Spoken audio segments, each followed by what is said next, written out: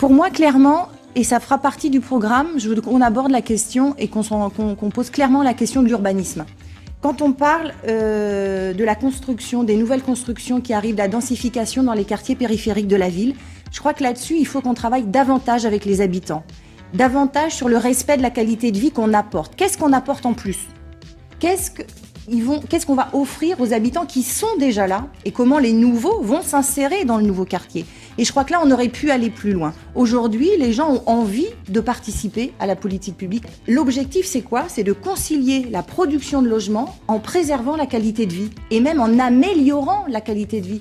Il faut qu'on arrive justement à jouer sur les deux tableaux. Oui, il y a un manque de logements. Oui, il y a des logements qui ont besoin d'être réhabilités. Et oui, il y a un besoin de qualité de vie. L'environnement, c'est pas un but en soi, c'est quelque chose de nécessaire pour une bonne qualité de vie et pour avoir un travail derrière, etc.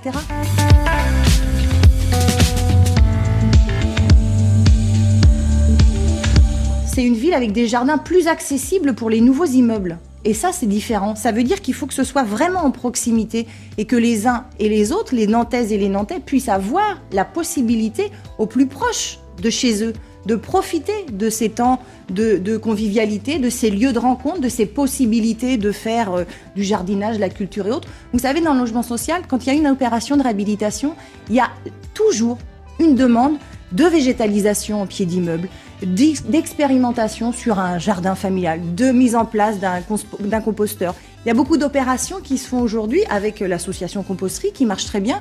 Et du coup, derrière, ça crée du lien avec les habitants. Parce que oui, c'est des moments où on se retrouve, c'est des moments où on fabrique ensemble.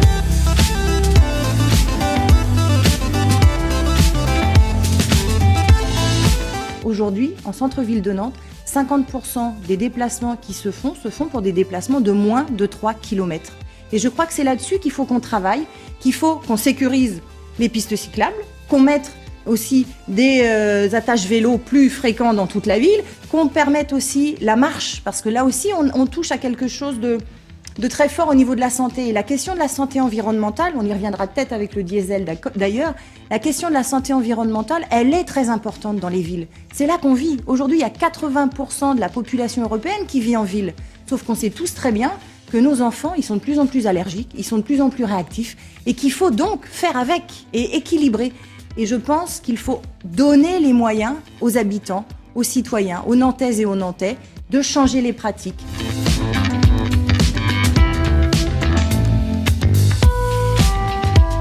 La fiscalité, c'est quoi ? Moi, ce que je souhaite, c'est qu'elle soit juste et qu'elle soit intelligente.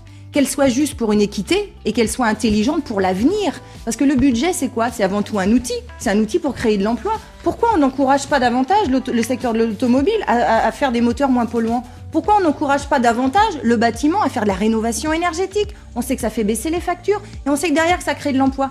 L'écologie crée de l'emploi. Ce qu'on souhaite sur le budget 2014, c'est qu'on puisse enclencher la transformation de l'écologie pour notre économie.